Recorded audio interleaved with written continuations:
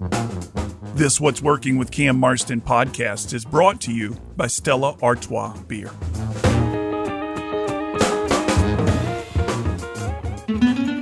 What's Working with Cam Marston is brought to you by Stella Artois Beer.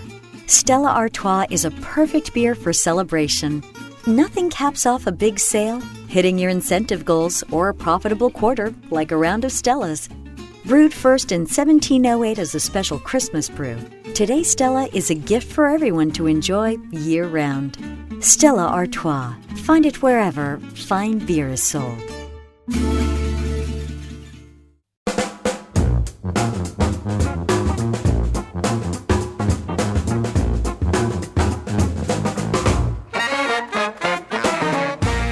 Welcome, everyone, to another episode of What's Working. I'm Cam Marston.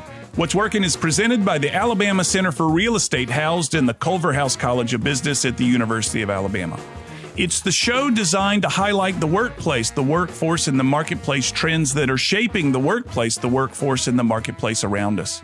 I'm hoping my guests, through something I ask them or something they say, that will be an idea for us to take and bring back to our own businesses that will make us a little bit better at whatever it is that we do. That's my goal for every show, one or two ideas that we can adapt and apply to our own business. Well, if you've been listening closely to the show, you'll know that we've made some changes. We've had some very positive things going on around here, and I'm still kind of giddy about it. The number one thing, as you noticed probably in the introduction, and perhaps have noticed over the past several weeks if you're a regular listener, and that is we have picked up a presenting sponsor, and that's the Alabama Center for Real Estate. Grayson Glaze is the executive director, and he has placed a lot of confidence in me and this show and the team around this show in the hopes or the belief that the growth and the development of this show has just really begun.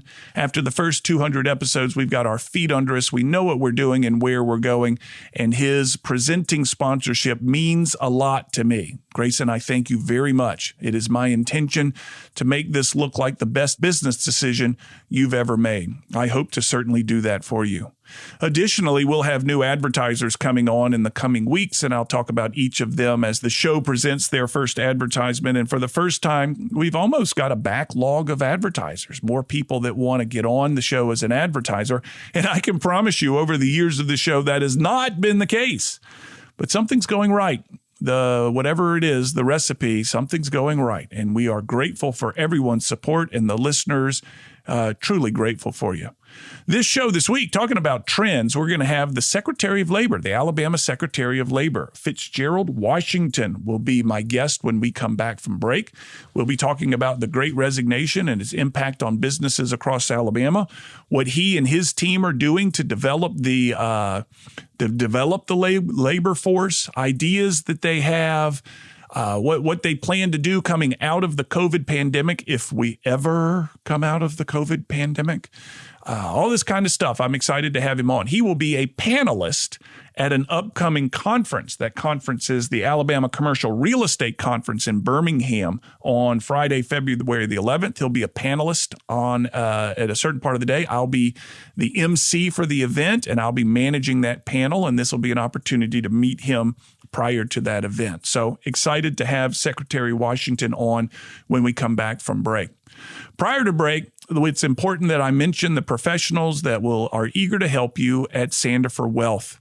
I was with them not long ago, and I can honestly say the family feel and the great concern they show me as just a partner of theirs will be mirrored to you as well. If you're interested about your own financial future, if you've got a 401k you're about to retire and get access to that 401k and want to make sure that money will last throughout your retirement, I encourage you to give those guys at Sandifer Wealth, Jamie Sandifer, Mark Salyers, give them a call and have them meet with you. Talk to them on the phone and let them help you. This is very important. The concerns that our society has for taking care of people in retirement are legitimate, and you want to make sure you've done the best for yourself.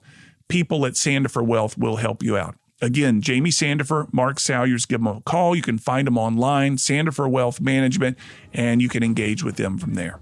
When we come back, Secretary of Labor, Fitzgerald, Washington. You're listening to What's Working, presented by the Alabama Center for Real Estate at the University of Alabama. We'll be right back.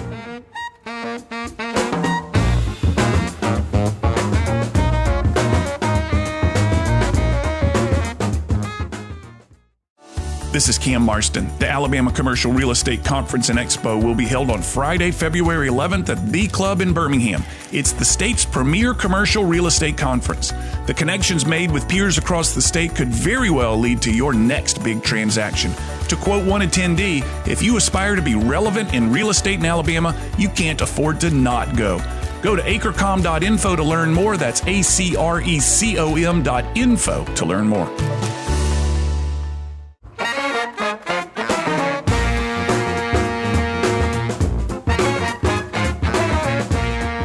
We're back. You're listening to What's Working, presented by the Alabama Center for Real Estate at the University of Alabama. And I'm on the line with Secretary of the Alabama Department of Labor, Mr. Fitzgerald, Washington. He's been in this role since the year 2014. He serves many different roles. I've got a 6-paragraph bio on him, and I'll pick up little elements of the bio as we go along, some different things about his past, one of which I like a lot. He comes from the private sector into this role, which in my opinion gives him a little bit of different type of credibility. Secretary Washington, thank you so much for your time. Welcome to What's Working. Thank you so much for having me. Let me get myself ready for our conversation first. Should I just address you as Secretary Washington, Mr. Fitzgerald Washington? How do you want me to address you? I've not had a Secretary of Labor on the show before. Well, I feel important. You are to me. I'm hoping I don't make any glaring mistakes. No, Fitzgerald is fine. Fitzgerald Secretary, whatever you feel comfortable with. Okay. I'd like to go with Secretary to make it sound formal and official. So, Mr. Secretary, the state of Alabama has gone through an extraordinary reaction to the pandemic times, just like every other 49 states out there have. Let's start with good news. Tell me what's happening in the state of Alabama from the Department of Labor's point of view that you want to brag about a little bit. What's working out there? We're so encouraged with how our state has responded from the impact of the pandemic. Just a few weeks ago, we announced the November's unemployment rate held steady at 3.1%, which we've been able to maintain that 3.1% rate for 4 consecutive months. That's really great news, especially when you compare Alabama's 3.1% rate to the national unemployment rate of 4.2%. So we're really excited about how we're trending.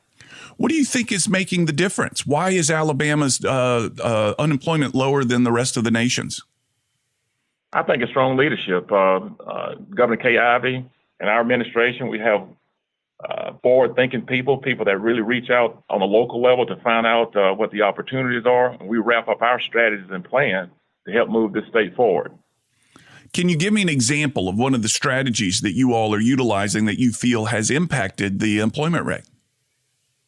Well, you look at our initiative here at ADOL, we've been able to launch a very successful job fair initiative where we go out and recruit employers, also recruit job seekers, put them in one location to connect job seekers with the available jobs at the local level.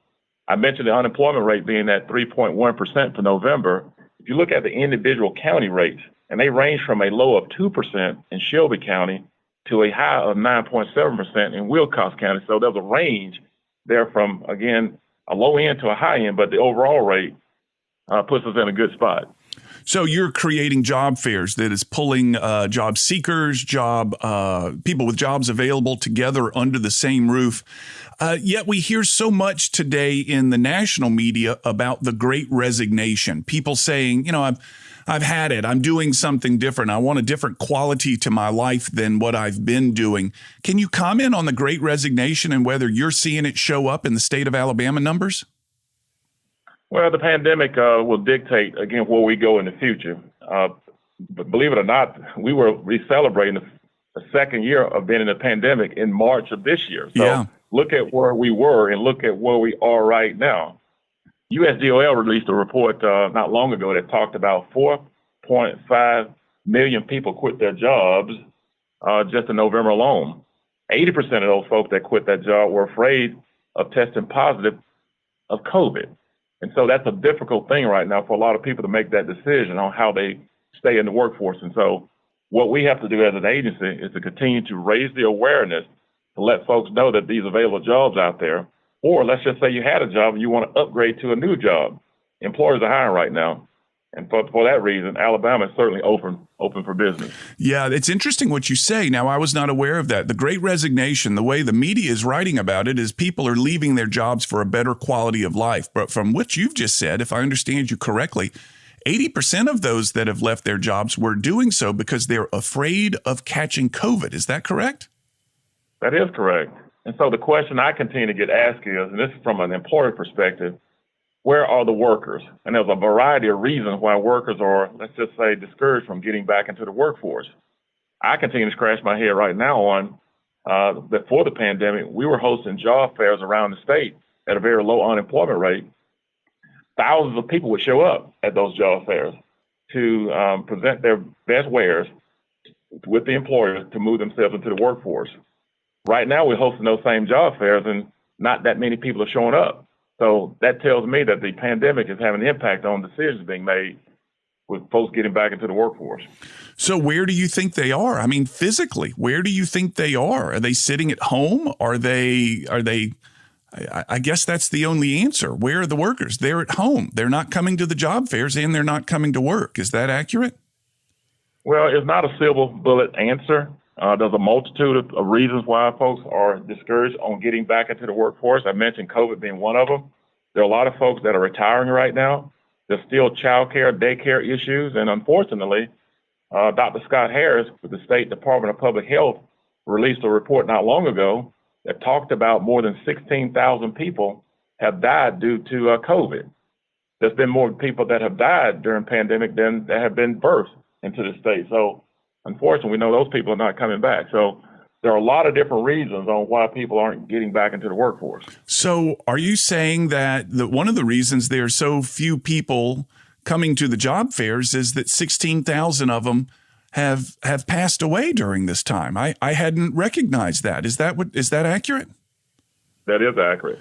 Wow, that's kind of sad. And one of the frustrations of the employers that I talk to, nobody out there to work. It's hard to argue with the fact that, well, one of the reasons is there are fewer people alive than before. You mentioned retirements as well. I remember reading that over 1 million members of the baby boom generation, more than expected, 1 million more than expected, retired early last year or the year before due to the frustrations with the pandemic. They checked themselves out of the workplace earlier than they had anticipated due to, tired of the hassle that the pandemic has caused them. Do you have any comments on the accelerated retirement rates across the state? Do you keep that data? Yeah, and I think you bring up a pretty good point. There were people that were already retirement eligible before the pandemic hit, and then look at the effects on how the pandemic has caused those people in the last 2 years. I'm thinking people are deciding that, you know what, I was already retirement eligible before the pandemic, and I'm probably looking at retiring right now just due to all the different issues that have surfaced because of COVID-19. Yeah. I also mentioned some of those positives that our state is experiencing right now.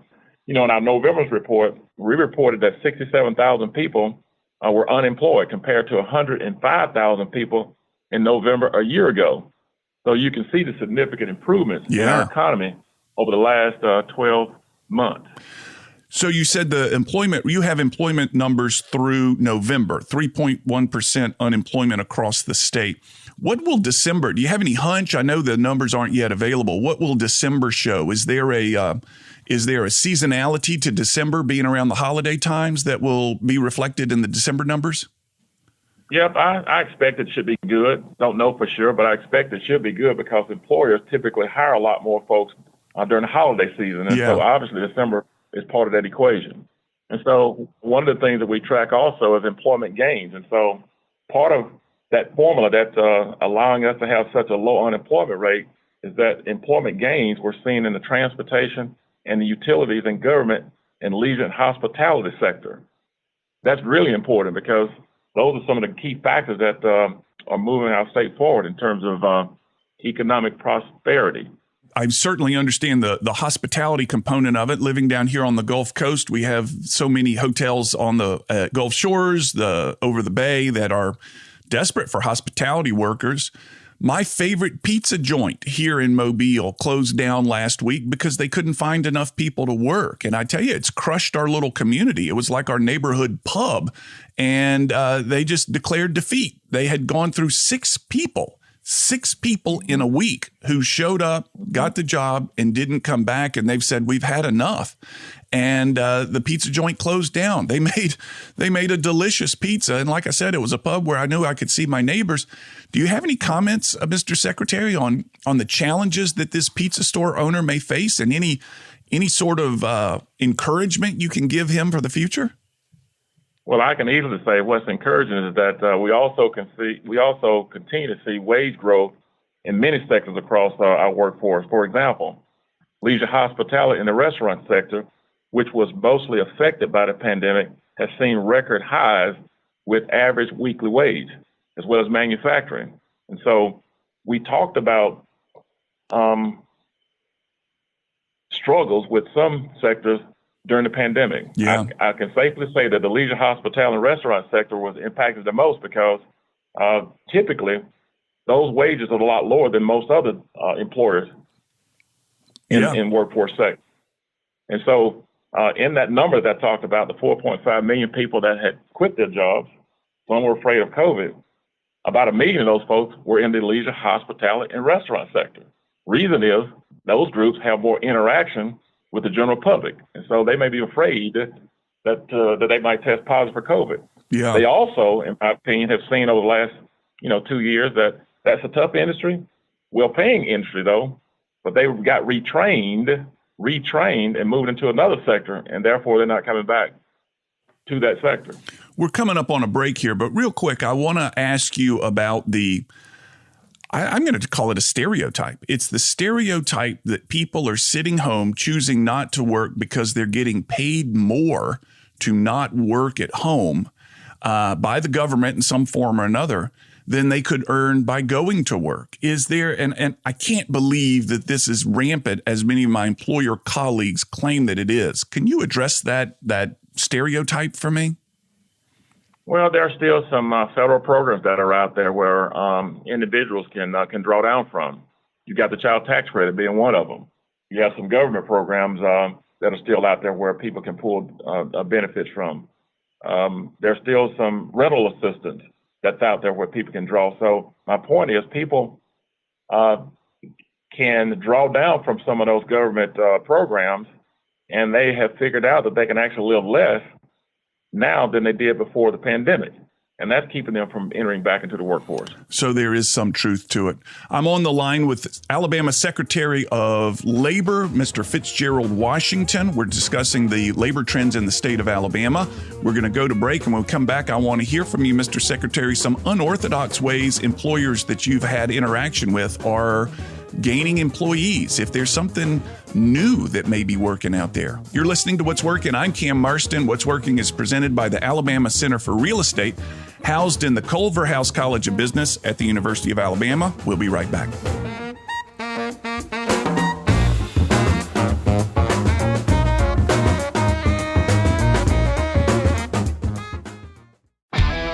I'm Paul Lewis, General Manager of Roy Lewis Construction. Many of our commercial buildings you drive by daily on both sides of the bay are the fruits of our client relationship since our beginning in the early 80s. It is our mission to bring value to our clients, from retrofits to ground-up construction and everything in between. We have more advocates than any of our competitors who have been in business twice as long. Same with repeat business, same with referrals. Find us online at roylewisconstruction.com and let's talk about your next commercial project.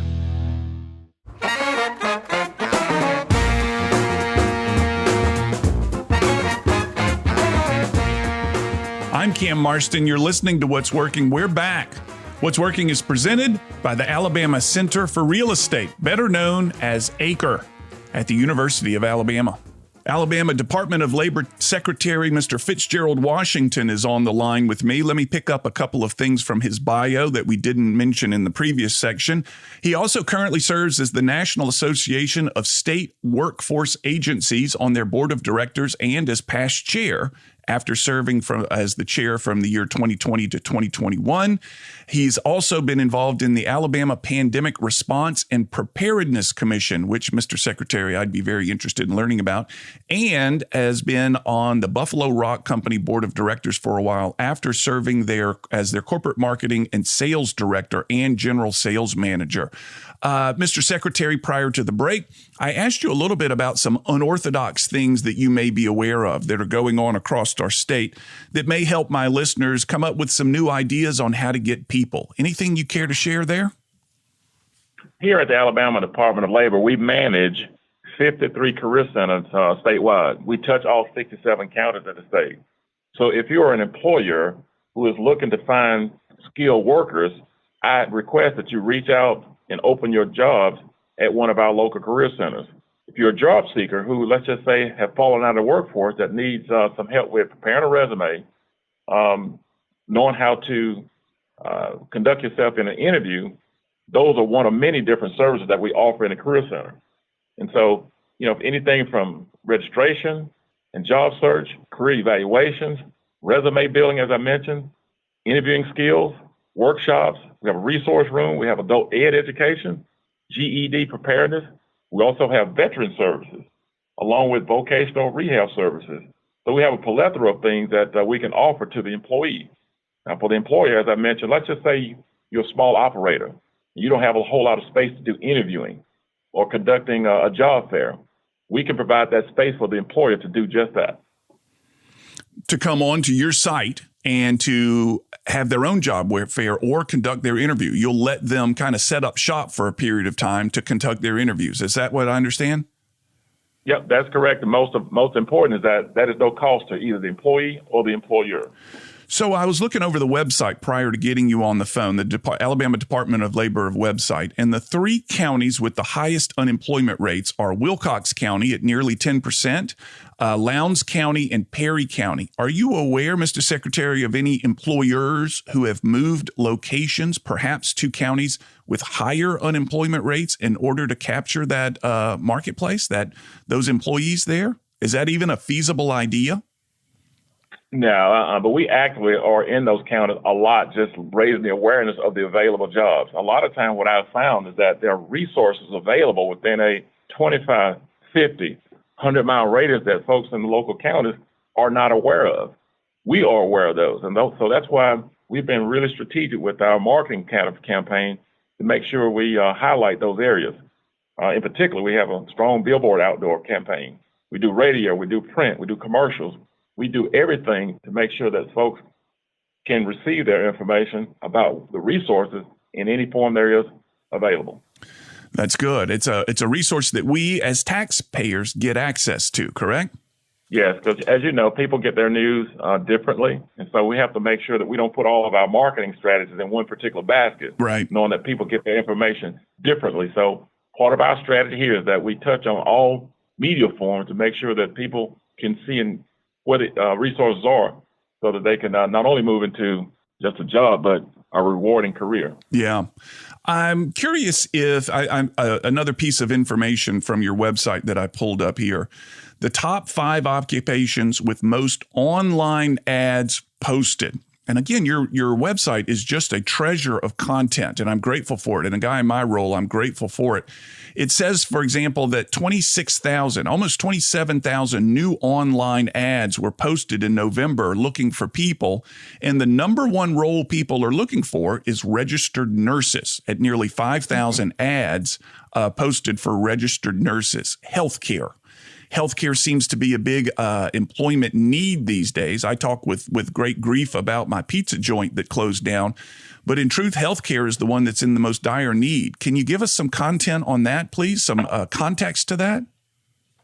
Yeah, it's really interesting that you brought that up. So, yeah, retail managers, RNs, and truck drivers, month in and month out, are the most in-demand jobs in the state. One common denominator about those 3 in-demand highways jobs is one thing.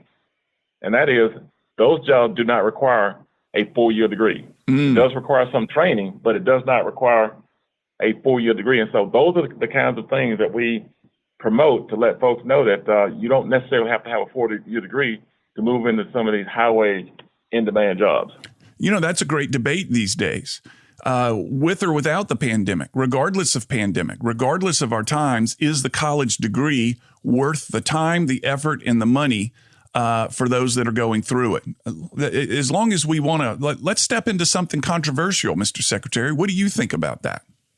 Well, we know right now, the culture right now is not, let's just say, the same culture that I grew up in. So there are people that are leaving high school that don't necessarily have any desires to go to a four-year institution. So what we want to do is make sure we recognize that, which we have, and then let them know that there's some jobs that are available out there that with a little bit of training, that they can have a rewarding career, because everybody has different skill sets. So you're a big fan of maximizing the skill set, regardless of the education needed to do so. No question. Yeah. We hosted a job fair in rural Alabama not long ago, and a job seeker came up to me and said, "You know what? I've only cooked in my whole entire life. Everything that I've ever done is cook. I came here today to see if there's any opportunities out here for me to do what I like doing." And we had done a really good job, not knowing this, done a good job of recruiting white tablecloth restaurants, quick serve restaurants that was there present at the location. And so we made the referral, and they walked away with doing something that they really like doing. They wouldn't want to work in a pizza joint here in Mobile, would they? You can tell my heart is broken. My heart is broken since Cortland shut down. It was just so fun. I was so fond of that place. But I suspect from your point of view, the person coming in with that awareness of themselves, of this is what I like to do, where can I go do my passion, is just a treat for you, isn't it? It is. Again, understanding that everybody has a different skill set. And so that's why we're strategic when we recruit employees for our job fair initiative, that we have that in mind because of that very point. And so some people may be engineers. Some people may want a job in manufacturing. Some people, in the example that I just gave, that are good with doing things that you and I take for granted. Yeah, no kidding. And all of us like to eat really good meals. Yes, and I like to eat a lot of them. You can see that. Yeah. So I'm wondering if we talk about the future a little bit. For example, the December job numbers will be out in a week or so.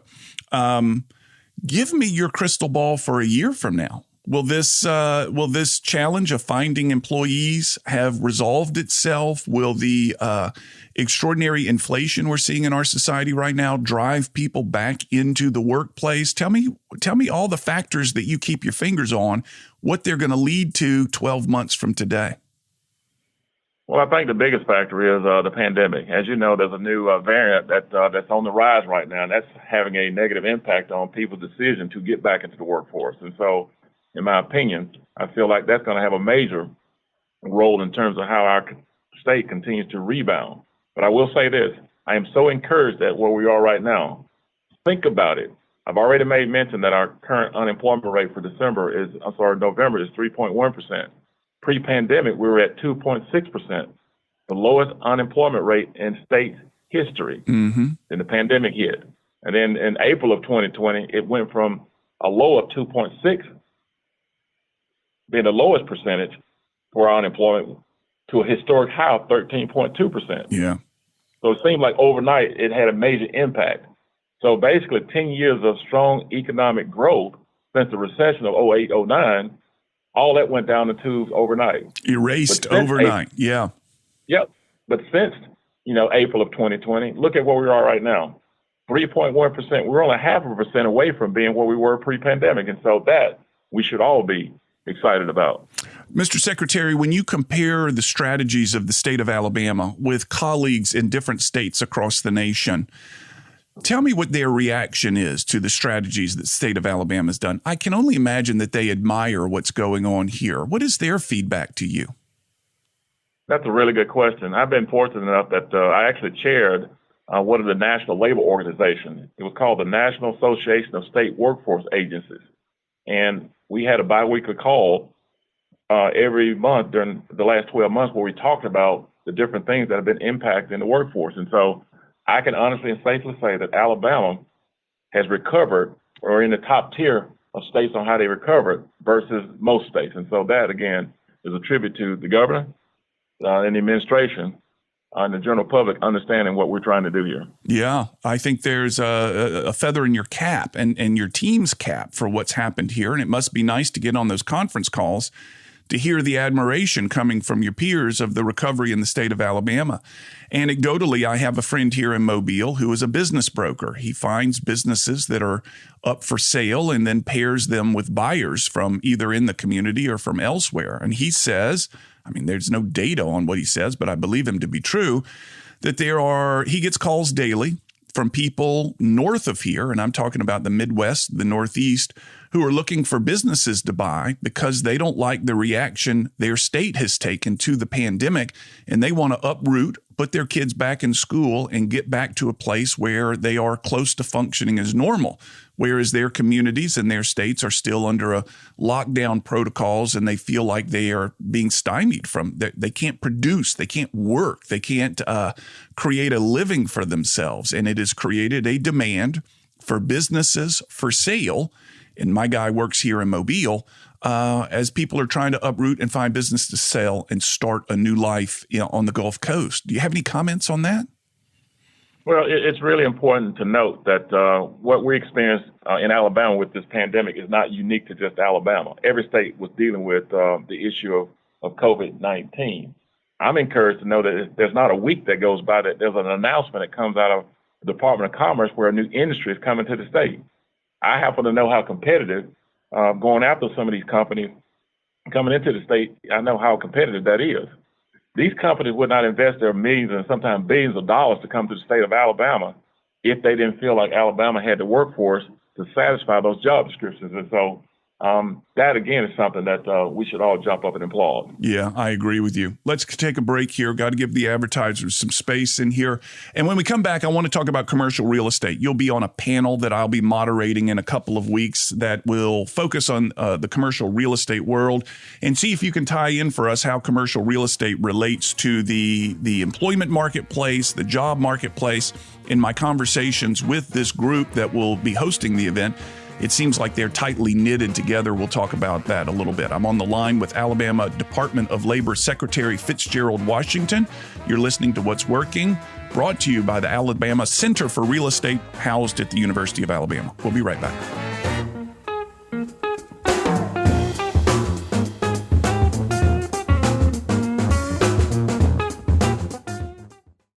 Real estate is a relationship business. Whether you're young and inexperienced or an industry veteran, the connections you'll make at the Alabama Commercial Real Estate Conference and Expo on Friday, February 11th in Birmingham will be with the most relevant players in the industry. It's the premier commercial real estate conference in the state. To see the list of speakers, to get info on continuing education credits, and how to become a sponsor and to register, go to acrecom.info. That's acrecom.info. Hey, this is Chuck Thus. When I'm not hosting chart-topping podcast Warriors Unmasked or coaching athletes to show up as the best version of themselves, I'm listening to What's Working with Cam Marston. Now back to the show.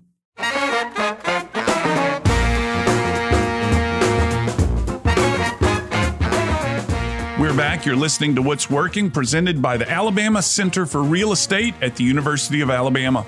The Secretary of the Alabama Department of Labor is Mr. Fitzgerald Washington. He's on the line with me. He's got 15 years in the corporate world with Buffalo Rock Company. While there, he was in corporate marketing and sales and then moved into the role of general sales manager. He's been the Secretary of Labor for the state of Alabama since the year 2014. Mr. Secretary, prior to the break, I was going to ask you a little bit about the relationship between employment and commercial real estate. You'll be on a panel I'll be facilitating in a few weeks in Birmingham, and I'm wondering if you could tie these two ideas, commercial real estate and unemployment, together with me and talk to me about the significance of them to the state of Alabama. No question. If you look at employment, and if you look at real estate, they basically tie themselves together like a real oil machine. Employment is important because while people are working, they're able to go out and purchase homes, in which, as you know, home ownership is the American dream. And so they both go hand in hand, and we are excited that we play a part in that in terms of raising the awareness about these available jobs, moving people, again, not just in a job, but a career, so they can experience a one-time in a lifetime experience of buying a home. Yeah, home ownership is the American dream. It's the bedrock, one of the bedrocks of our community. Commercial real estate being the focus of this upcoming conference. Where you find high home density, you find very active commercial real estate. Where you find active homeowners, you find active and successful commercial real estate. There's undeniably a tie between the two of those there. I think the people that we'll be speaking to in the audience, commercial realtors, are somewhat frustrated from their tenants' point of view of the inability to find labor. And perhaps now's a good time again to talk about the offerings that the Department of Labor at the state of Alabama has so that these commercial realtors can go to their tenants and say, I know you're struggling. Here's some ideas. Tell us again about the facilities across the state. Again, we manage 53 career centers around the state, and we touch all 67 counties. And so if there are employers out there who are struggling to find skilled qualified workers, I strongly suggest that they reach out to the local career centers and talk with one of our professional staffers. Our professional staffers talk on a regular basis with job seekers that we put in our job database. So what we do, we go in our job database based on the job description that's been given to us by the employer. And then we do all the screening based on the job description. And then we just make the referrals to the employer based on that job description, and the employer ultimately makes the hire. And so that's something that we've been overemphasizing for quite some time. I wonder if you can comment on some of the strategies that I see online for finding new people. And I'll give you an example. I think it was the Army, the U.S. Army, that today, or maybe it was yesterday, very recently, announced a $50,000 sign-on bonus for joining the Army. That's a lot of money, man. That's real stuff. That makes your head turn. That's not no one's going to turn away from a $500 signing bonus, but these big signing bonuses, they capture attention. Mr. Secretary, do you know if they work or not? Do people choose a job based on the signing bonus? Is it an effective recruiting tool? Well, as I mentioned earlier, people have different skill sets. And so if someone has the desire to go into the military, then obviously that would get my attention that this offering is out there. Not everybody has a desire to do that. They have skills, again, across the whole board. And so I would suggest to any job seeker is to do their own self-assessment to find out what their strengths are, and then reach out to one of our career centers statewide. And we can certainly make that recommendation to them to go visit one employer, and hopefully that you will move right into the workforce. Yeah, maybe they once they figure out where their strengths are and get passionate about something, they will find a job that already has a signing bonus on it. So it's a win-win. This is what I like doing, and they're going to pay me a little bit extra to come join their workforce. That would be a perfect case scenario. Yep, we track job ads, and right now there's about 2 jobs for every one person that we report is unemployed. And so if somebody wanted a job, the jobs are out there available for them to move right into the workforce. So hypothetically, let's say the pandemic disappears. It vanishes. And I know that's not realistic, but it vanishes. And there's confidence across society that it's vanished. And we are now operating without the restrictions that the pandemic has put on us, both in our movements and our employment and our masks and everything else. What do you think would be different if the pandemic vanished today? Now, we went through it. We acknowledged that we went through it, but suddenly it was over. How would the job market be different? Would it be different than what we're experiencing right now? It would be better. I mean, think about pre-pandemic. I mean, our state and our economy was moving full steam ahead. And then the pandemic happened and really set us back just a little bit, just like it did other states. And so, as I mentioned, we were experiencing the lowest unemployment rate in state's history at 2.6%. Right now, we're at 3.1%. We're 0.5% away from where we were, with more opportunity to grow our economy. And so that's what I see moving forward into the future. So if it were to vanish, if the pandemic were vanish, you don't think any of the new attitudes or expectations about the workforce? One of the things I work with my employers on is this belief that the pendulum has swung radically in the favor of the employee, that the employee now pulls the strings of the workplace. They choose their hours. They choose their attire in some cases. They choose where they work from in some cases, and employers are doing their best to cater to these whims in order to just keep the people. Additionally, wages have shot up for so many different occupations. If the pandemic were to vanish, do you think any of these new employee-favored attitudes would survive, or would it go back to the way it was, where the pendulum was somewhat in the middle between employee and employer?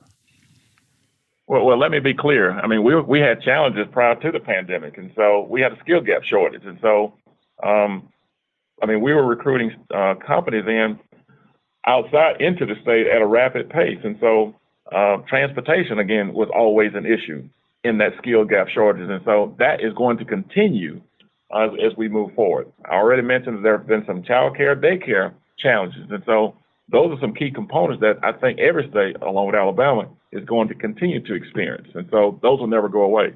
What we have to do is make sure we, again, raise the awareness for people that are struggling, trying to figure out what's my next move, and move them into, again, a nice quality of life. We also focus on the underemployment. There are a number of people out there who are underemployed. Let's just say you have an engineering degree and you work in another industry that's not a match with what you went to college for.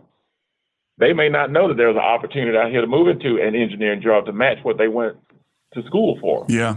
That's a person underemployed, may not know about an opportunity to match, again, what they went to school for. So it's our role, too, is to make sure they're aware of it so we can move them into that job. I want to hear a little bit, Mr. Secretary, about your journey. You took this role in the Alabama Department of Labor in the year 2014.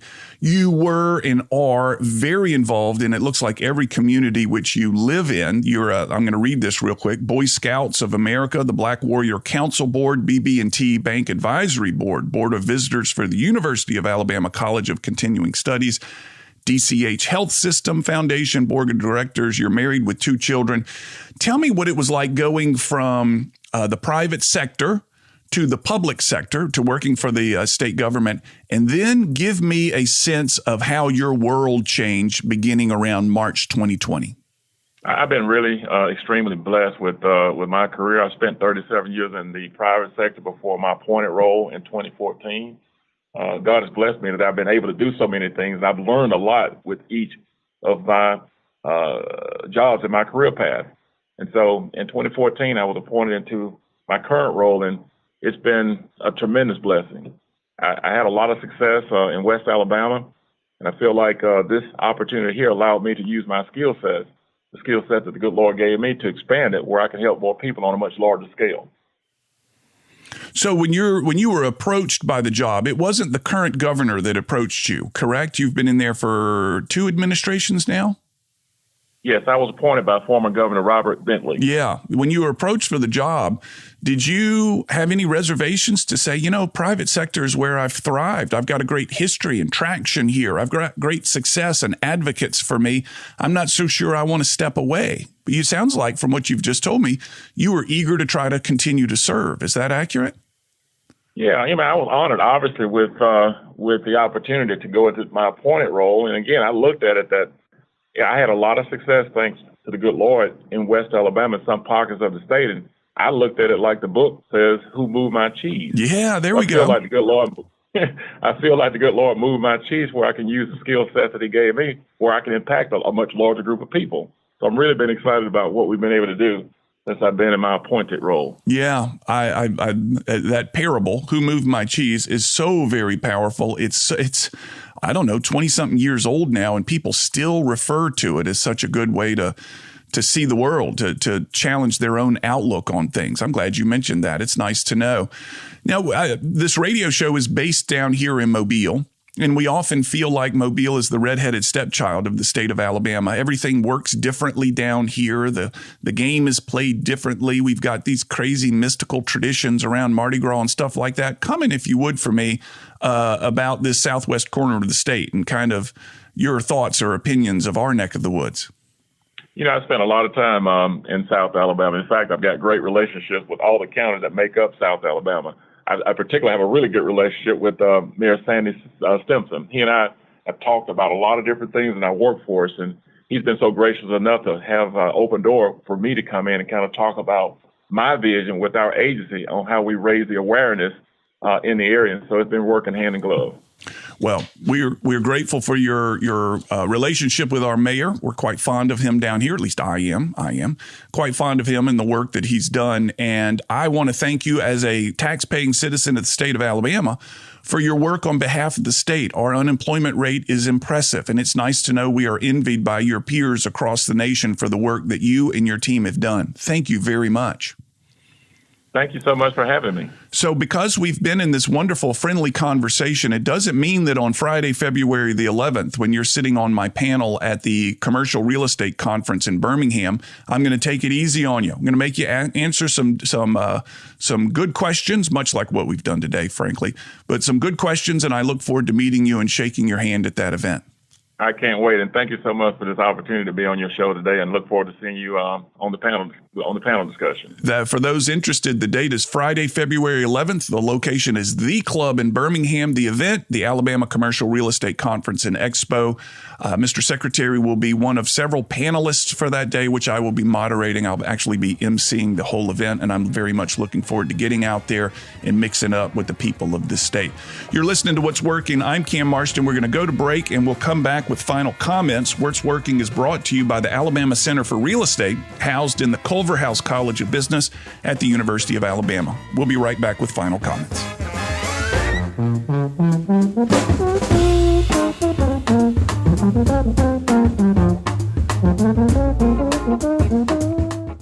At Roy Lewis Construction, we're in the business of adding value. Whether it's working with you to meet your unique business needs or making investments in our community in lasting ways, providing unparalleled value and quality in every commercial construction project. When planning your next commercial project, reach out to Roy Lewis Construction. We'll pair you with a designer that best suits your project needs and work with that designer to balance the best architectural outcome with the best budget outcome. Find us online at roylewisconstruction.com, building legacies one relationship at a time. Hey, this is Cam. Thanks for listening, and I hope you're really enjoying the podcast. Do me a favor and search for Cam Marston on your social media outlets and like us or follow us or whatever is the right thing to do. Also, if you know others who'd benefit from the podcast, please forward it on to them and encourage them to listen. If you're so inclined, we'd love your rating on Apple Podcasts or wherever you get your podcasts. Those ratings matter. Finally, don't be a stranger. Email me with your comments, your feedback, your thoughts, your show ideas, whatever. Cam, C-A-M, at cammarston.com. I'd love to hear from you. Again, thank you very much for listening. Now, back to the show.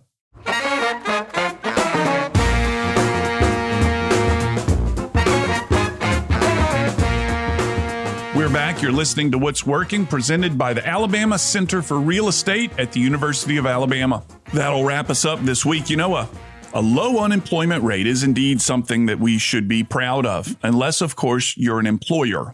And to that employer, it's a great frustration. A perfect example how one piece of data can be interpreted both positively and negatively, depending on which side of that coin you're on. I know many employers, and I talk to them regularly, who would love to see a higher unemployment rate, which would mean they can get the people that they need to do the work that their company does. It's just frustrating, and I have to laugh at myself. I keep coming back to Sheldon Inge and his team at Cortland's Pizza here in Mobile, and how this low unemployment rate has now impacted me in a way. I know it has already, but in a way that's a little bit personal. I miss my Cortlands. I miss my pizza. I miss my pub. So anyway, that'll wrap us up for this week. You want somebody else to hear this show? You can find it at whatsworkingcam.com. You can subscribe there. Give me your feedback, cam@cammarston.com. Go to all the social media that you like and click us and post us and pin us and paste us and tweet us and all that kind of stuff that people know how to do that I don't really know how to do. We'd love to get our follower numbers up. And if you listen to the show via Apple Podcasts, please do evaluate it, rate it. Those ratings end up mattering. The show is produced by John Thompson with Ion Digital. We'll have another show next week. Have a good week, everyone.